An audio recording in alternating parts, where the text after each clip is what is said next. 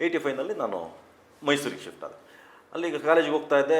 ತುಂಬ ಅಲ್ಲೊಬ್ಬ ಕ್ರಿಶ್ಚಿಯನ್ ಒಬ್ಬ ಫ್ರೆಂಡ್ ಇದ್ದ, ಕ್ರಿಸ್ಟಿ ಅಂತ, ತುಂಬ ನೆನಪಿಸ್ಕೊಳ್ತೀನಿ ಅವನ್ನ. ಯಾಕೆಂತಂದರೆ ಯಾಕೆ ಅಂತ ಹೇಳ್ತೀನಿ ಕೇಳಿ, ಇಂಟ್ರೆಸ್ಟಿಂಗು. ಒಬ್ಬರಿದ್ದಾಗ ಏನು ಮಾಡ್ಕೊಳ್ಳಿಕ್ಕಾಗುತ್ತೆ ಈ ಬ್ಯುಸಿನಲ್ಲಿ, ಒಂದು ಬುತ್ತಿಗಾಗಲಿ ತಿಂಡಿಗಾಗಲಿ.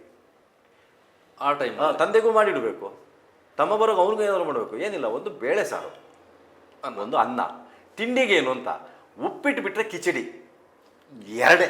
ಸಿಂಪಲ್ ಬುತ್ತಿ ತಗೊಂಡು ಆಲ್ಮೋಸ್ಟ್ ಎಲ್ಲ ಬ್ಯಾಚಲರ್ ಹಣೆ ಬರೋ ಅನ್ನೋದು. ಆಯ್ತಾ, ಇವಾಗ ಬಿಡಿ ಅಲ್ಲಿ ಸಿಗುತ್ತೆ, ಅಲ್ಲೂ ಇಲ್ಲ ಈಗ, ಮನೆಗೆ ಬರುತ್ತೆ ಮನೆಗೆ.